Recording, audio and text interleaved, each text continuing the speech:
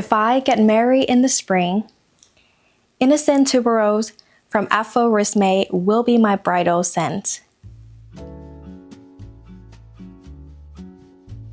Hello everyone, welcome to my channel.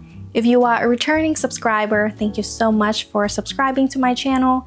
And if you are new here, hi, my name is Minzy. Here on my channel, we talk a lot about fragrances. I love sharing and connecting with you guys through my olfactive journey or just by anything that I truly enjoy.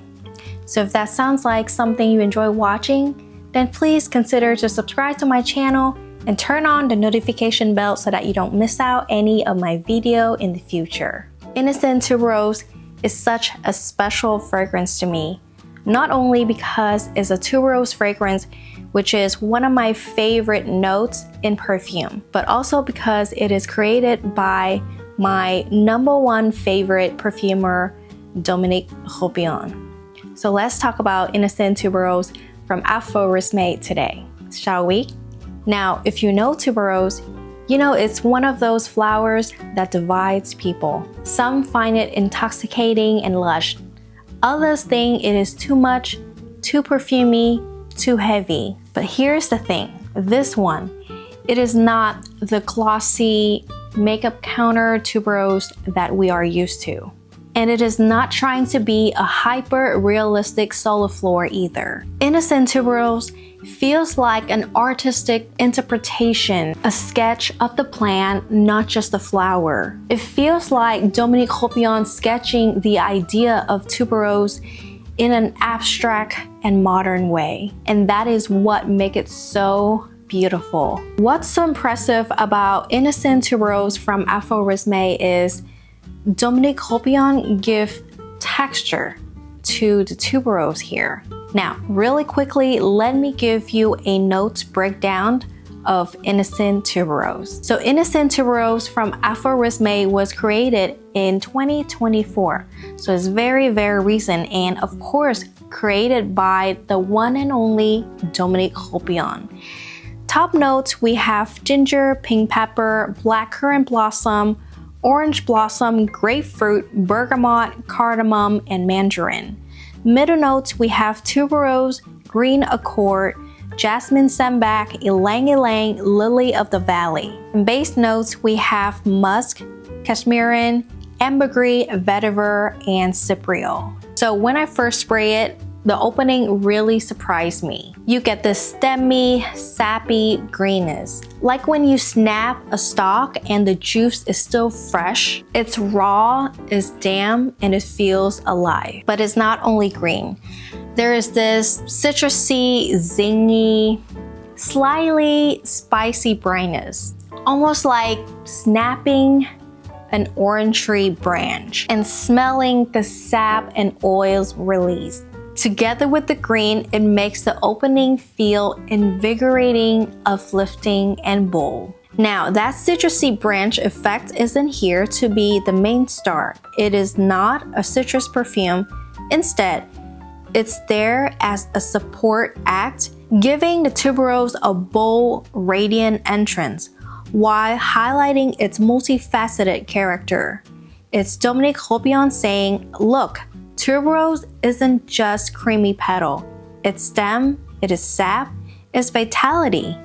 That's the first clue that this perfume is different. Now, pretty quickly, about 20 minutes in after I first spray Innocent Tuberose, I start feeling a shift. The greenness starts to soften and the creaminess rises up. Fleshy, smooth, tactile. The perfume is about 70% creaminess. The tuberose fleshiness comes forward, but you still smell that green and citrus spicy brightness. It doesn't compete, it supports, like a frame around the painting, making the tuberose feel multi-dimensional. Then by an hour in, it's already 80% creaminess. The tuberose fleshiness comes through strong, but the green and zingy brightness are still there in the background. Not faint, you can still smell them, but they are not as dominant. They are supporting players now, giving the tuberose more dimension and lift. Then by around 3 hours in, the creaminess takes up to 90% of the profile. It's blush, enveloping, and carnal. And at that point, the green and zinc are more subtle, like a memory of the opening, but they still give the tuberose a texture edge instead of letting it turn flat or overly sweet. I just want to add something really quick. So on skin, this transitions happens fast. On paper, the stemmy brightness lasts longer, but on skin, it becomes plush and enveloping. Now, what I love is that it is not a loud, syrupy tuberose. It's fleshy and carnal, but never brass. It's sensual in a way that feels magnetic, not overwhelming. It draws you in, hypnotizes you instead of chasing you down. And that is such a rare balance for tuberose. And this balance comes from the foundation beneath. There is cypriol oil and vetiver giving it a woody and earthy backbone. Then musk and cashmeran creating this soft and warm halo around it. They never steal the show. They're like the architecture holding the flower in place. Without them, the creaminess could feel too heavy, but here it is grounded, polished, and poised. Cashmeran, cypriol oil, and vetiver all together create an earthy, bland light effect. It is not heavy, it adds depth and realism, like you smelling the roots and the soil along with the bloom. Then as hours go by, the tuberose melts into this soft cocooning musk, like warm radiating off your own skin, but it never feels dense or suffocating. That contrast, the earthy backbone with the airy skin-like finish, it's what makes the dry down so addictive. It feels like the flower and the body have merged, and that's where you see Dominique Ropion hands as the master perfumer. Now, let's talk about the performance of Innocent Tuberose. I have tested this perfume multiple times and with different range of spray. So the last time I spray Innocent Tuberose, I spray around 21 sprays, both on my skins and clothes, and I wore it to work for a full day of 8 hours work. So for the first hour, it projects over 6 feet. From 2 to 3 hours, the projection is around 5 feet, and from 3 to 5 hours, it will stay within an arm length. And from 5 hours and above, it will retreat and stay within your personal space. This perfume has a beautiful scent trail. It literally follows me everywhere I go. It's like an invisible ribbon of scents that follows me wherever I go. So after I left the elevator, the people that stepped in that elevator later after me were still able to smell Innocent Tuberose. And for the first 3 hours, when this perfume projects the most, my coworker was able to smell me and she described it as very pleasant. So this perfume is pleasant and present, not overwhelming whatsoever. And in terms of longevity, it lasts all day on me.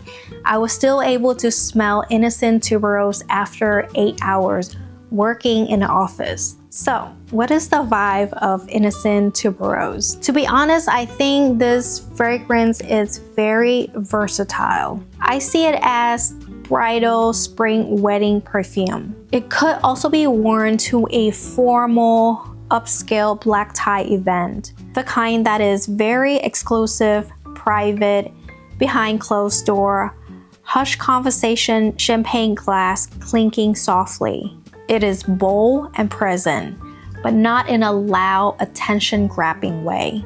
Spring would be the perfect season to wear Innocent Tuberose in terms of the temperature and the vibe. That is when the weather is still cool, but we are already getting some warmth from the suns shining through those beautiful blooming flowers. Other perfect occasions that fit the vibe of innocent tuberose include art galleries or a museum, daytime cafe, spring stroll, or intimate dinners. Now, let's do a comparison between innocent tuberose and Lady Whitesnake from Stefan Humbert Lucas. To me, Lady Whitesnake is very opulent, commanding, and very Miranda Priestley coded. You know, Miranda Priestley from Devil Wears Prada. The energy is bold, couture, and unapologetic authority. Innocent tuberose, on the other hand, feels more like Julia Roberts in Notting Hill. Still bold, still very present, but relaxed, approachable. Luminous without trying too hard. Both are confident, just different expressions of it. One is commanding, the other is magnetic. And this is why Dominique Ropion is called a master perfumer. He's one of the greatest of our time. His portfolio has shaped the industry. And with Innocent Tuberose, he shows us exactly why. He takes one of the most difficult flowers in perfumery, one that so easily tips into excess, and he rebuilds it with contrast, structure, balance, and elegance. This perfume isn't just about tuberose, it's about his philosophy, about fighting sensuality without noise, about making something unforgettable without being overwhelming. It's carnal, fleshy, but it's also refined and architectural. To me, it's the mark of a true master. So if you have avoided tuberose because you thought it is too heavy, too perfumey, give this one a try. It might just change your mind. And guys, that is the end of my in-depth review of Innocent Tuberose from Aphorismes and created by the one and only Dominique Ropion, my favorite of all time. Forever, I will treasure this perfume, and I treasure my memory with Dominique Ropion. It is, again, something I hold very close to my heart because how special it is. I hope you guys enjoy my full in-depth review video today and a little bit of cinematic vibe in this video. I know on my YouTube channel, I'm more of a perfume enthusiast, but today I just want to show you guys the artistic side of me because I am also a photographer and videographer.